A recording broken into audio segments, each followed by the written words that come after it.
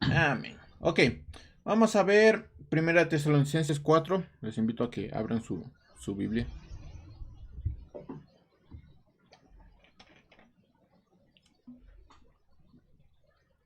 Todo el capítulo 4. Todo el capítulo 4. Ya. En estos tiempos, mis hermanos, vamos a estar viendo textos completos, no tanto fijándonos en los detalles, sino viéndolo desde el aspecto general para, para sacarle, yo diría, después que usted llegue a su casa, no, pues está en su casa, ¿no? Después Ujú. que apaguemos esto, usted pueda entender mejor los capítulos que vamos a estar viendo tanto en los devocionales como en las predicaciones.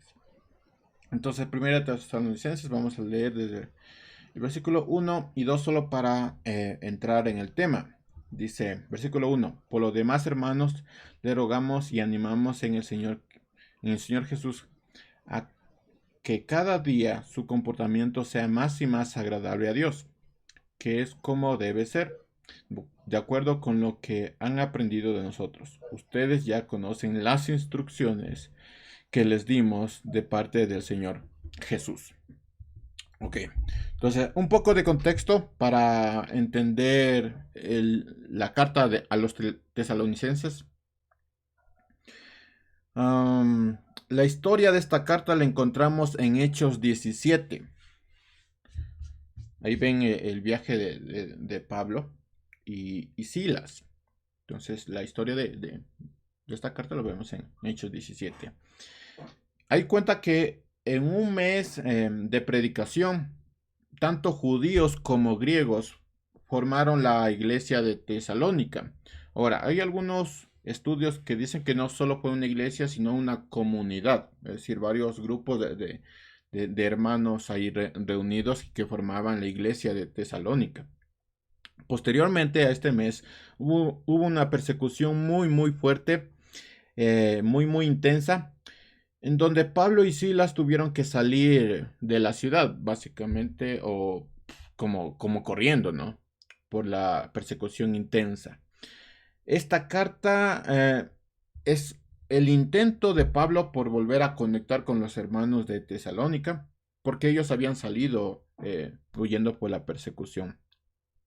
Y es Timoteo quien se queda en esta región dirigiendo a la iglesia. ¿Sí? Entonces ahí pueden ustedes sacar algunas otras cartas dirigidas a Timoteo, en donde Timoteo dirigía a la iglesia de Tesalónica. Así que la carta a los tesalonicenses tiene tres oraciones, o encontramos tres oraciones que revelan el sentido de toda la carta. Ahora, esto es importante, usted lo puede escribir, lo puede subrayar en su Biblia, pero hay tres oraciones que Pablo da y que dan el sentido a toda la carta. La primera oración la conocemos como la oración de gracias por la fidelidad de la iglesia. Si alguien me ayuda leyendo Primera de Tesalonicenses 1 del 1 al 5.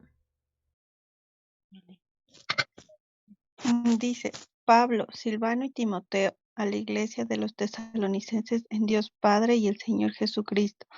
Gracia y paz sean a vosotros, de Dios nuestro Padre y del Señor Jesucristo. Danos siempre, damos siempre gracias a Dios por todos vosotros, haciendo memoria de vosotros en nuestras oraciones, acordándonos sin cesar delante del Dios y Padre nuestro de la obra de vuestra fe, del trabajo de vuestro amor y de vuestra constancia en la esperanza en nuestro Señor Jesucristo. Porque conocemos, hermanos amados de Dios, vuestra elección, pues nuestro Evangelio no llegó a vosotros en palabras solamente, sino también en poder, en el Espíritu Santo y en la plena certidumbre, como también sabéis cuáles fuimos entre vosotros por amor de vosotros. Ok, esa es la oración de gracias por la fidelidad de la iglesia de Tesalonicenses. La segunda oración que tenemos en la carta es la oración para mantenerse firmes. Eso lo tenemos en Primera Tesalonicenses 3, del 11 al 13. Si alguien me ayuda leyendo. Primera Tesalonicenses 3, del 11 al 13.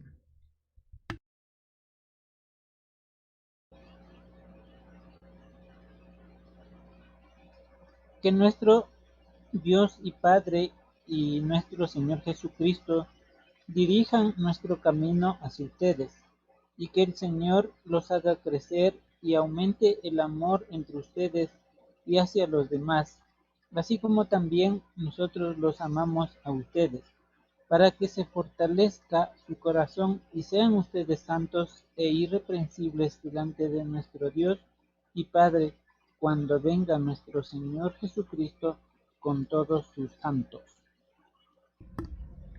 Ok, esa es la oración para mantenerse firmes. Luego tenemos la oración de esperanza. Eso lo tenemos en el capítulo 5, del 23 al 28. Si me ayudan leyendo. Capítulo 5, del 23 al 28.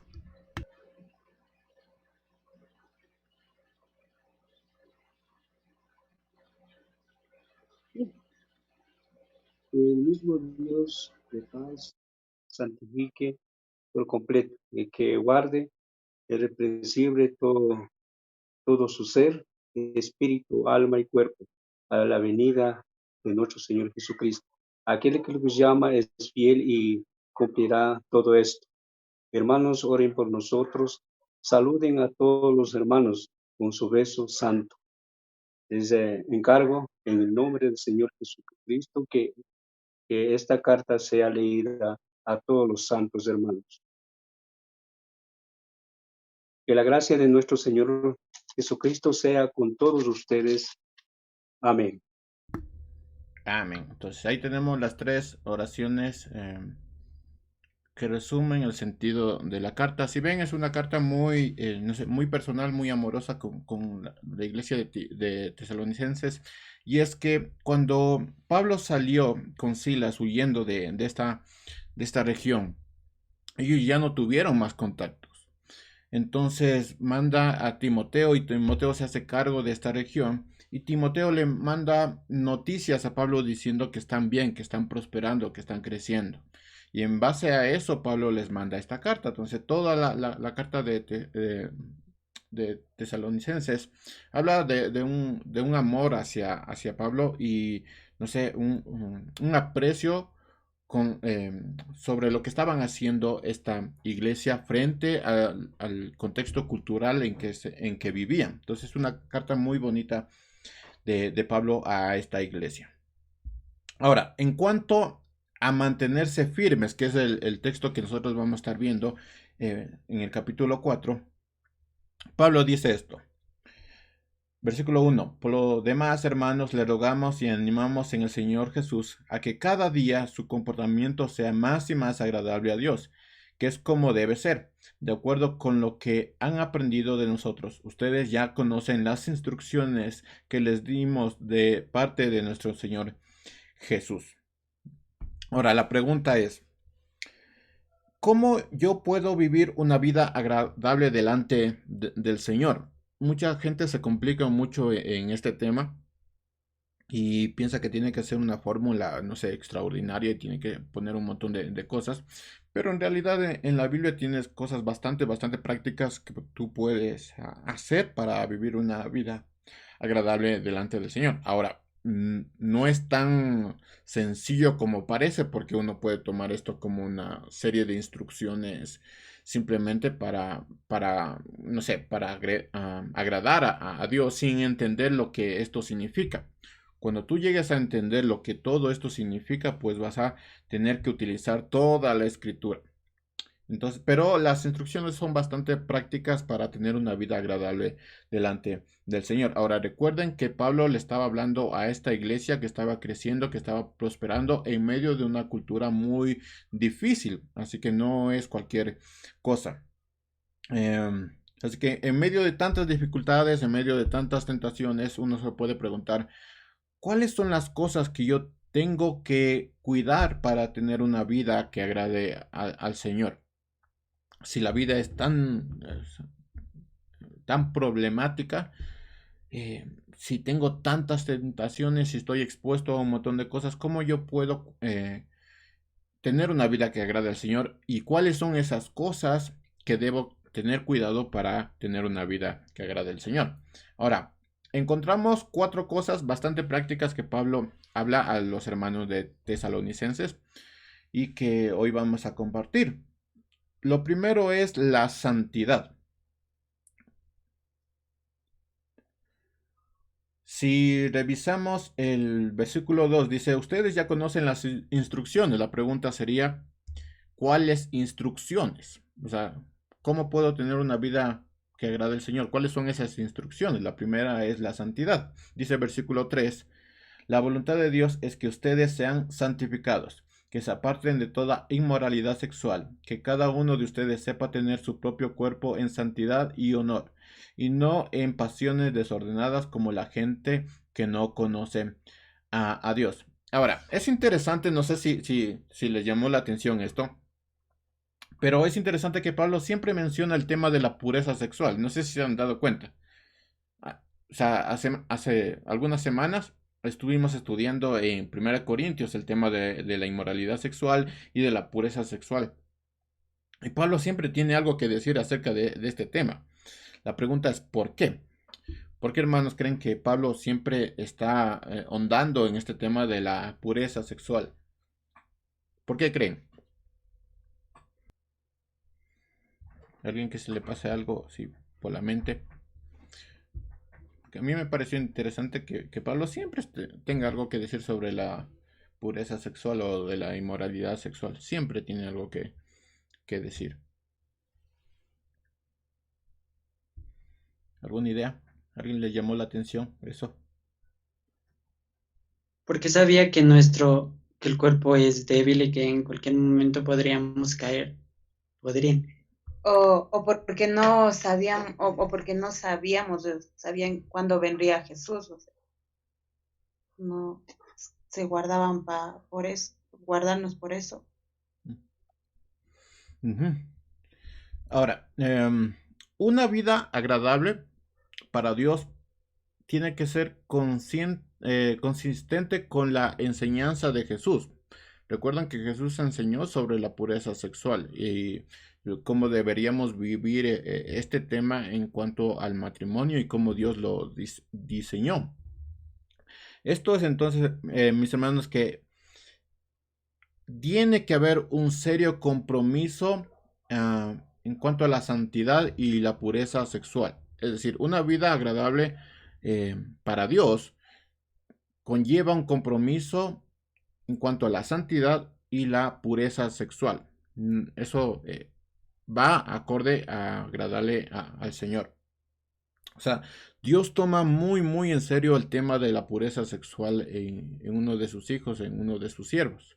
Porque esto deshonra y destruye no solo la dignidad de la persona, sino también la identidad de la persona. Por eso Pablo está diciendo ya en 1 Corintios que el tema de la inmoralidad sexual es uno de los pecados que más afecta al cuerpo y no está hablando precisamente al cuerpo de la iglesia, sino nuestro propio cuerpo porque nos afecta no solo en lo espiritual, sino también en lo emocional, en el cuerpo, porque ya reacciona, ya se vuelve una necesidad. Entonces, una vida agradable delante del Señor lleva consigo un compromiso muy, muy fuerte con la santidad y la pureza sexual. Lo interesante es que Pablo une lo que es pureza sexual con santidad. O sea, para él, Pablo, para Pablo, santidad tiene que ver con pureza sexual. Así lo ve Pablo. Si lo leemos de nuevo, dice la voluntad de Dios, versículo 3, es que ustedes sean santificados, que se aparten de toda inmoralidad sexual. ¿Sí ven? O sea, Pablo une la santidad con pureza sexual. Para él es prácticamente lo mismo. Tiene que ver con otras cosas el tema de la santidad, pero no se puede separar la pureza sexual con la santidad.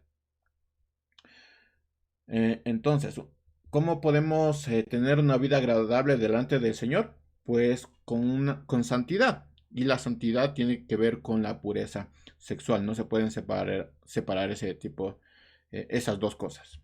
Ahora, la segunda cosa es ¿Algún comentario, mis hermanos, antes de seguir? No, chévere. La segunda cosa es no dañar a su hermano. Ahora, esta parte es bastante interesante. Dice, lo voy a leer en la Reina Valera contemporánea. Permítame, versículo 6. Dice, ninguno debe agraviar ni engañar en nada a su hermano, porque el Señor toma en cuenta todo esto, como ya les había dicho y declarado. Ahora, ¿alguien tiene otra versión que me pueda ayudar?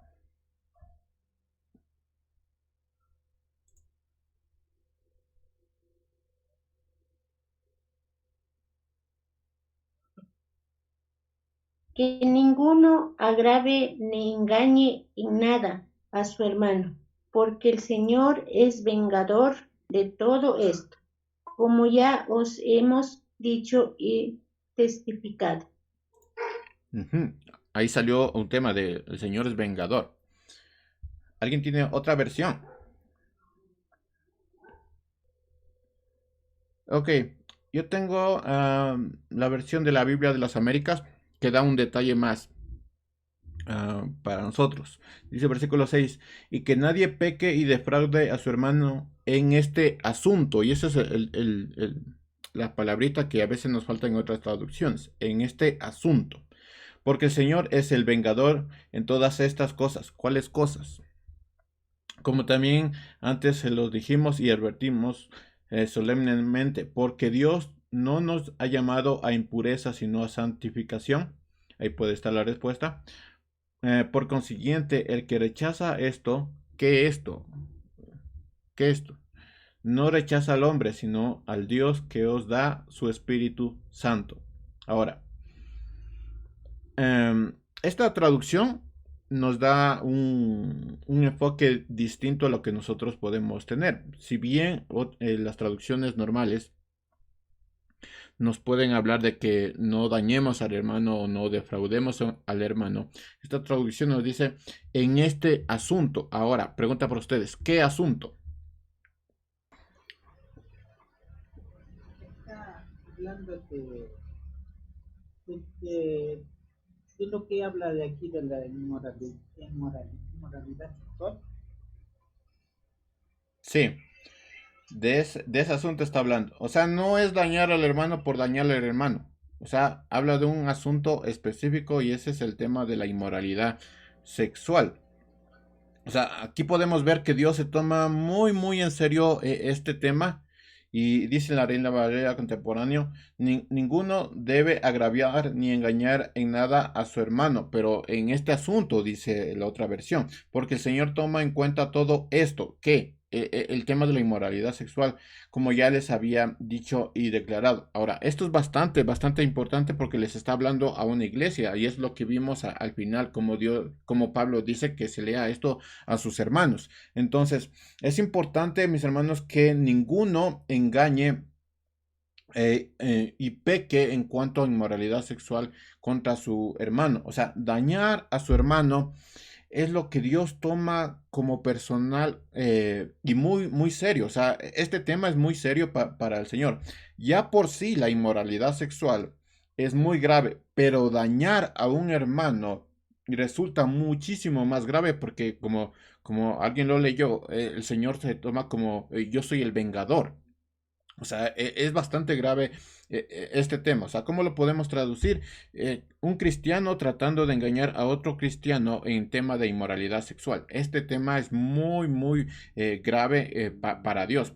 Porque ya la inmoralidad sexual es grave. Imagínate dañar a tu hermano en este tema. Así que Pablo dice, o sea, cálmese. O sea, tengan muchísimo cuidado con este tema. Ahora, ¿por qué Pablo menciona esto? Porque Tesalonicenses, igual que muchas regiones dominadas por la cultura romana y griega, ellos tenían una apertura en cuanto a la inmoralidad sexual que lo veían normal, igual que colosenses o corintios. O sea, el tema de la inmoralidad sexual estaba en el aire. Entonces Pablo toma muy en serio este tema y les dice, el Señor es un vengador cuando tú dañas a tu hermano en este tipo de cosas. Dice el versículo 8, el que desecha esto, ¿qué? O sea, ten cuidado con dañar a tu hermano en este tema. No desecha a un hombre, o sea, no me desecha a mí, no desecha a su hermano, no lo hace, sino a Dios, dice, que también nos dio su Espíritu Santo, el Espíritu Santo que nos debe guiar y gobernar. Entonces, este es un tema bastante grave para Dios. Entonces, ¿qué tenemos hasta aquí? ¿Cómo vivir una vida santa? Pues con santidad, es decir, santidad en cuanto a la pureza sexual o un compromiso en cuanto a la pureza sexual. Pablo une las dos cosas, santidad y pureza sexual. Y la otra es no dañar a tu hermano, o sea, no dañes a tu iglesia en este tema porque es ya bastante grave el que tú peques en esto, peor si lo haces contra tu hermano. Entonces, ese es el segundo punto. ¿Algún comentario? No, chévere. Creo que está entendido. El tercer punto que tenemos es crecer en el amor fraternal. Versículo 9. Dice, en cuanto al amor fraternal, no es necesario que les escriba porque Dios mismo les ha enseñado que ustedes deben amarse los unos a los otros. Y eso es lo que ustedes hacen con todos los hermanos que viven por toda Macedonia. Sin embargo, hermanos, les rogamos que su amor abunde más y más. Ahora, ¿qué está diciendo Pablo? Yo sé que ustedes se aman, que es algo que pasa ahora está pasando muy raro dentro de las iglesias, un amor fraternal sincero, ¿no? Él dice, yo sé que ustedes se aman, pero no está de más decirles que en temas de amor fraternal también deben crecer. O sea, no se olviden de crecer en este tema. Y es que a veces podemos pensar que ya amamos a los hermanos por nuestro servicio, por cómo nos comportamos, por cómo hablamos con ellos. Pero, sin embargo, Pablo está diciendo, no se olviden que en esto también tienen que crecer. Si ya creen que están amando a sus hermanos, ustedes tienen que crecer continuamente en ese amor. Entonces, ¿qué tenemos? Santidad, que Pablo lo conecta con pureza sexual, no dañar a tu hermano en temas tan complicados como la inmoralidad sexual, crecer en el amor fraternal. Cuando ya pensamos que amamos a un hermano, pues no se olviden que en eso también se puede llegar a crecer. Y lo cuarto es vivir en paz. Dice el versículo 11, y que procuren vivir en paz y ocuparse de sus negocios y trabajar con sus propias manos. Esto les puede encantar a muchísimas personas. De hecho, se puede mal interpretar el texto si no lo ves en su contexto. Dice que se preocupen en vivir en paz y ocuparse de sus negocios y trabajar con sus propias manos, tal y como les hemos ordenado, a fin de que se conduzcan honradamente con los de afuera y no tengan necesidad de nada. Ahora, los cristianos, mis hermanos, deben ser conocidos como personas confiables en cuanto a su labor en este mundo. Es decir, si tú vas a decir que vas a terminar un trabajo en tal fecha, tienes que terminar en tal fecha. Si lo vas a hacer de esa forma, tienes que hacerlo de esa forma. O sea, en tus negocios, en tu forma, en tu trabajo, tú tienes que conducirte honradamente. O sea, no tienes que dejar que nadie o no con tu vida, con tu trabajo, no permitas que nadie tenga nada que decir contigo. O sea, sé un buen trabajador en todo lo que hagas. O sea, los cristianos son personas que trabajan duro. O sea, no hay cristiano que sea vago. Hace algún tiempo estuve viendo una especie de documental del trabajo que se exige en Estados Unidos. Y uno de los entrevistados decía, el que no es trabajador no tiene que venir acá. Me pareció muy interesante porque a veces se piensa la gente que ir allá o ir a cualquier otro lugar donde hay trabajo, entonces solo por ir allá vas a tenerlo todo fácil, pero él decía, o sea, aquí se sufre, o sea, si a ti no te gusta trabajar, entonces no vengas. El cristiano es una persona que trabaja dura y es responsable con todos sus trabajos. O sea, es un trabajador impresionante. O sea, no hay trabajador vago. O sea, si eres cristiano, no puedes ser un vago o un deshonesto. Tienes que tener una forma de vida y de trabajo intachable. Am, Todo para conseguir recursos para sí mismo, como para compartir con las personas. Esto último de compartir con las personas es algo que nosotros olvidamos o que poco lo ponemos atención. Y es que si bien la gente tiene que trabajar y disfrutar, como dice Proverbios, no, Eclesiastés, perdón, de disfrutar de nuestro trabajo, la gente piensa que todo lo que yo consigo es para mí. Y si bien una parte es para ti, para tu sostén, la realidad es que también otra parte es para el sostén de los demás. No importa si es que no es tu hermano, si no es alguien conocido, que tú trabajes honradamente ya te da fruto para tu sostén, para tu familia y también para los demás. ¿Qué tiene que ver esto con vivir en paz? El cristiano vive en paz cuando sabe que tanto su familia como las personas que están a su alrededor, como su prójimo, tienen todo para vivir. O sea, la única forma en que el cristiano sienta paz en este aspecto es que toda su familia tenga lo necesario para vivir y que las demás personas que él conoce, que están a su alrededor, o sea, su prójimo, tengan todo para vivir. No hay cristiano que no sea generoso con los demás. O sea, no existe el egoísmo en el cristianismo.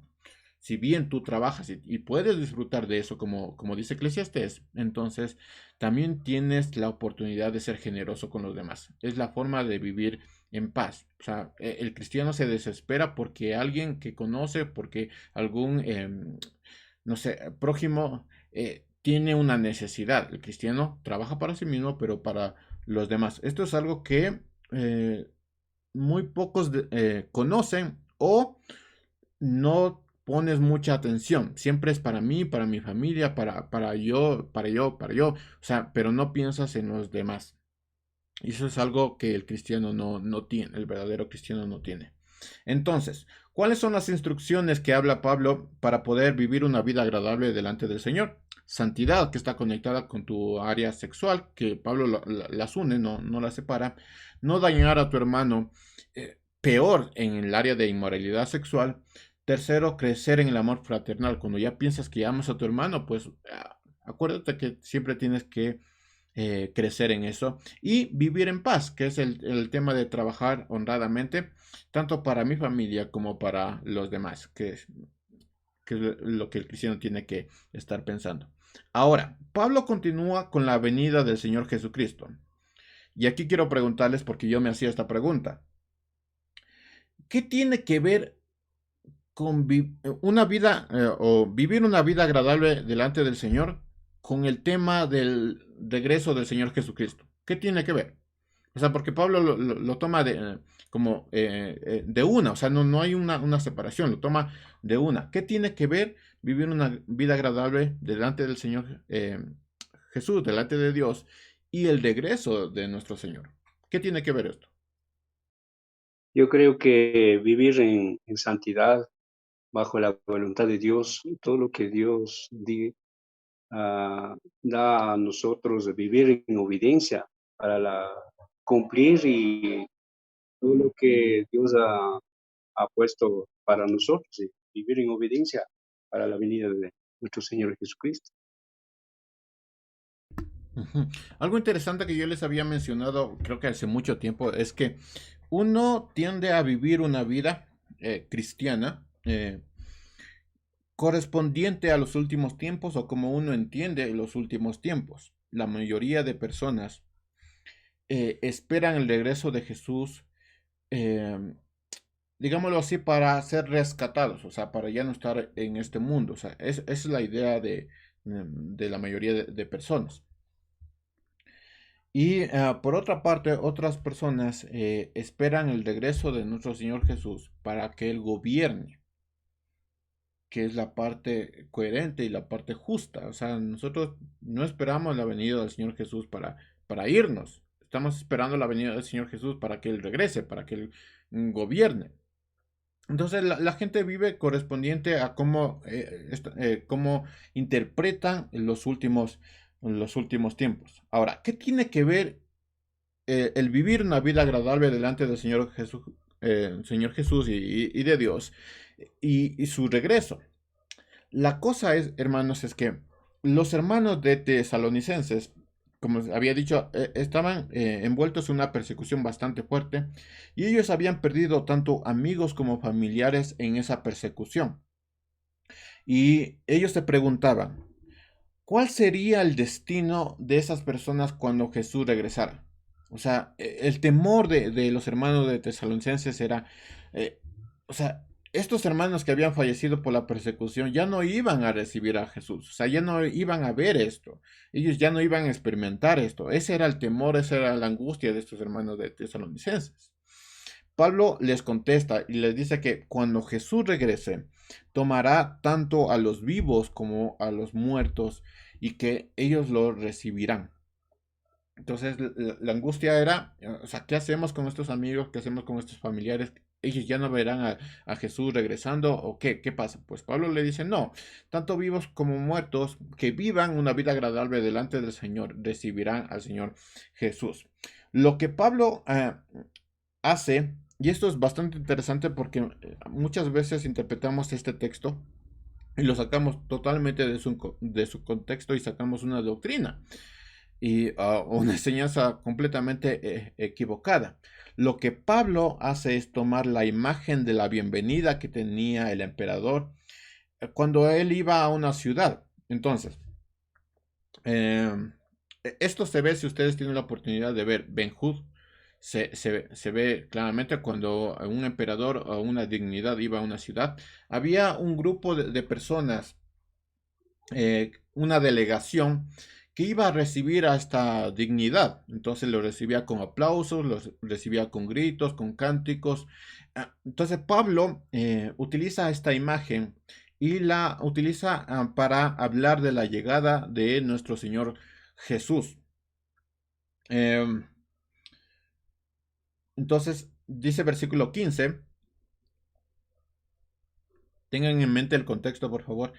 Versículo 15. Les decimos lo siguiente de parte del Señor. Nosotros, los que todavía estamos vivos cuando el Señor regrese, no nos encontraremos con Él antes de los que ya habían muerto. Recuerdan, ellos estaban preocupados porque ¿qué pasa con estas personas? Bueno, Pablo le dice, un momento, o sea, no vamos a ser los vivos los que van a recibir a Jesús y los muertos se van a quedar. No, dice Pablo. Versículo 16. Pues el Señor mismo descenderá del cielo con grito de mando, con voz de arcángel y con el llamado de trompeta de Dios. Primero los cristianos que hayan muerto. ¿Ya ven esa preocupación que ellos tenían? Bueno, Pablo le dice primero ellos. Se levantarán de sus tumbas. Luego junto con ellos, o sea, nosotros vamos a estar juntos con ellos. Nosotros los que aún seguimos vivos sobre la tierra, seremos arrebatados o tomados, como es la palabra correcta, tomados en las nubes para encontrarnos con el Señor en el aire, entonces estaremos con el Señor para siempre. Lo que está Pablo haciendo es utilizar la imagen que ellos tenían de cuando venía una dignidad y había una delegación que era escogida para recibir hasta dignidad, con aplausos, con gritos, con todo. Entonces ellos eran tomados para hacer este labor. Y Pablo dice, cuando venga el Señor Jesucristo va a venir con voz de arcángel. Entonces nosotros, o sea, los cristianos, los que han vivido una vida agradable delante del Señor, vamos a ser la delegación que va a recibir a Cristo cuando Él venga. Y Él venga a gobernar, porque esa era la idea de la dignidad que venía, ¿no es cierto? Entonces, ¿qué va a pasar con estos hermanos que murieron? Esa era la pregunta. Pablo le dice, tanto ellos como los que aún vivimos, los que procuraron vivir una vida agradable al Señor, serán aquellos que recibirán a Cristo y verán a Cristo bajar desde el cielo para gobernar. O sea, Pablo lo que está haciendo es animar a los hermanos de Corintio a que sigan viviendo una vida agradable delante del Señor. Si nos vamos al versículo 1 van a notar esto, dice, por lo demás, hermanos, le rogamos y animamos en el Señor Jesús que cada día su comportamiento sea más y más agradable al Señor. Entonces, lo que está haciendo Pablo es animarles a tener una vida más y más agradable delante del Señor, con la esperanza de ver el regreso de Jesús para que gobierne el mundo, no tanto de irnos. ¿Saben? Algo que me pareció interesante es que la iglesia del primer siglo, los primeros cristianos no tenían tanto problema con respecto al tema del regreso del Señor Jesús, o sea, la segunda venida. Ellos no tenían tanta doctrina, tantas posesiones. Ellos sabían que Jesús iba a venir, pero no tanto que ellos se iban a ir para ya dejar de sufrir, sino que ellos querían que Jesús venga para que Él gobierne, para que Él venga para poner todas las cosas en orden. Y de hecho, ese es el tema de Apocalipsis. Apocalipsis no es un libro de terror, de miedo, de angustia, sino es un libro de esperanza. O sea, los santos dicen que sus oraciones subían al cielo como incienso y Dios dice que va a prometer. Al final de Apocalipsis dice, yo vengo pronto. O sea, esa es la esperanza para los santos, para los que sufren. No tanto de irnos, sino que el Señor venga a gobernar. Y es lo que está diciendo Pablo a Tesalonicenses.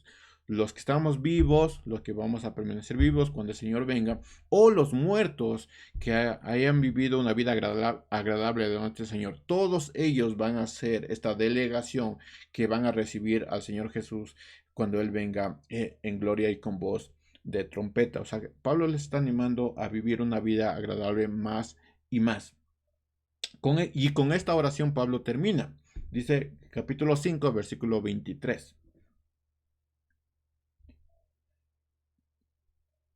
Dice, ahora que el Dios de paz los haga santos en todos los aspectos y que todo su espíritu, alma y cuerpo, ya ven que Pablo tiene muy presente el tema del cuerpo, alma y cuerpo se mantengan sin culpa hasta que nuestro Señor Jesucristo vuelva. Dios hará que esto suceda porque aquel que nos llamó es fiel. Entonces esa era la esperanza, o sea, vivan en esperanza, no esa esperanza que dices, yo sé que puede venir Jesús. No, ellos dicen una esperanza viva, una esperanza real. Porque aquel que los llamó, Él es fiel.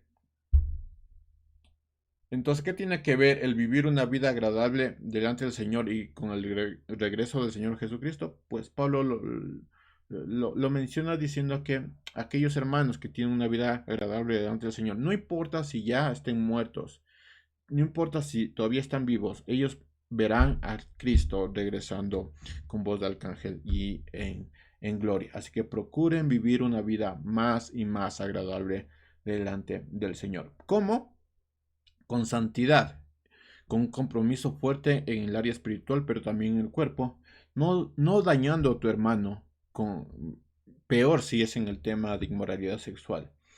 Tercero, creciendo en el amor fraternal. Si nos anima a vivir una vida más y más agradable delante del Señor Jesús, el amor fraternal también tiene que ir creciendo. Y lo cuarto es vivir en paz, o sea, siendo los mejores trabajadores, los mejores ciudadanos que ha tenido esta tierra, para que todos los frutos que tengamos no solo lo tengamos para nuestro provecho, sino para los demás. Y así poder después, si el Señor lo permite, recibir al Señor Jesús en gloria.